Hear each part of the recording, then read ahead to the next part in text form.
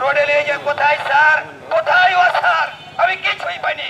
বিগত সরকারের আমলে 2012 সালে 28শে অক্টোবর আমাকে কক্সবাজার থেকে গ্রেপ্তার করা হয়। এসপি বাবুল আক্তার আমার নামে সন্ত্রাস দমন আইন মামলা দেয়। আমি সেখানে গরিব মানুষ, আমরা দেশের নাগরিক হিসাবে যেখানে একটু বেশি আয় রোজগার পাই সেখানে আমরা আয় রোজগার করতে যাই।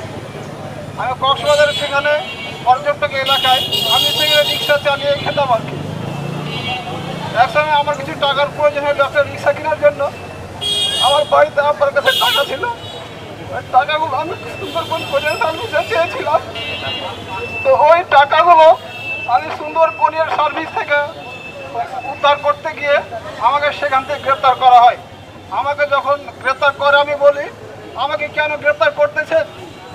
তারা বলল আমি আপনাকে অফিসে যা বলবো, নিয়ে যে আমার নাম, আমার ঠিকানা, আমার সমস্ত জিজ্ঞেস করলো, আমার পড়াশোনা, আমি কেন এসেছি, কী করি, এগুলো সমস্ত জিজ্ঞেস করতে করতেই সংবাদ সম্মেলন করলো। তারা আমার নামে সন্ত্রাস দমন আইন মামলা দিয়ে দেওয়া হলো।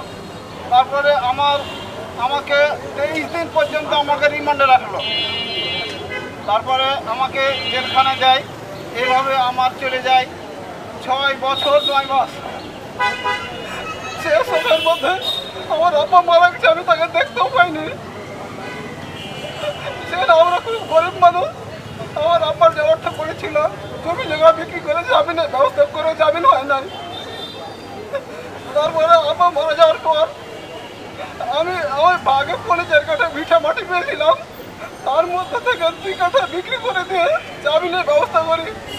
2018 সালে মার্চ মাসে জামিনে বের হয়ে আসি। দীর্ঘ কারাভোগের পরে আমি কর্ম করতে অক্ষম হয়ে পড়েছি। আমি কোনো আয় উপার্জন করতে পারি না। আমার মামলা পর্যন্ত শেষও হয় না। আমি অনেক বিপদের সম্মুখীন রয়েছি। আমি কক্সবাজার জজকে বলেছিলাম আমি আদালত কর্তৃক আমি ইনসাফ পরিপন্থী আচরণে ভুক্তভোগী হচ্ছি। সে জজ বলেন আমরাও সীমাবদ্ধতার মধ্যে রয়েছি, আমরা আপনার ব্যাপারে কিছু করতে পারতেছি না, সেহেতু আপনি হাইকোর্ট চলে যান। সে এই কথাই বললো, সে তার ব্যর্থতা প্রকাশ করলো। সে সময়ের মধ্যেই আমাকে একটা ঢাকা মামলার সাথে আবার একটা জড়িয়ে দেওয়া হলো কারাগারে থাকা অবস্থাতেই। সে মামলায় আমরা বাদিকে জিজ্ঞেস করলাম আমাদের কেন মামলা দিয়েছেন। সে বলছে আমি মামলা দেই নাই। ওই যারা তদন্ত ওসিবাদের কথাগুলো বললো যে তারা কীভাবে মামলা দিয়েছে আমি জানি না। জজের সামনে আমার উকিলে বলল যে এই মামলার বাদীরাই তো অস্বীকার হলো আমার এই মক্কেলকে, সেহেতু তাদেরকে এখান থেকে নিষ্পত্তি অব্যাহতি দেওয়া হোক। সে জজ সাহেব তখন আমাদের উকিলকে তিনি বললেন যে তোমরা আবেদন করে জামিন দেওয়া হবে। সে মধ্যে আমার উকিল জামিনের আবেদন করলো, আমাদের জামিন দেওয়া হলো। জজের ডেকে জামিন দিয়েছে।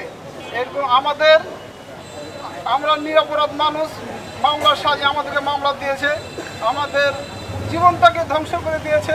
আমি কর্মক্ষম পড়েছি। আমি সারা মাসে 5,000-এরও বেশি আয় রোজগার করতে পারি না, কিন্তু কক্সবাজার ঢাকা মামলা হাজিরা দিতে যেতে ব্যয়বহুল খরচে আমি এখন খুব নিষ্ক্রিয় এবং খুব অভাবগ্রস্ত হয়ে পড়েছি। আমি চাই এটা সুষ্ঠু তদন্ত এবং ন্যায় বিচার চাই। আমার ঘরে এই তোমার নাম কি 500 বাবু? আমি সামান্য একটা খড়ির ব্যবসা করি, খড়ি বাজারে বিক্রি করি।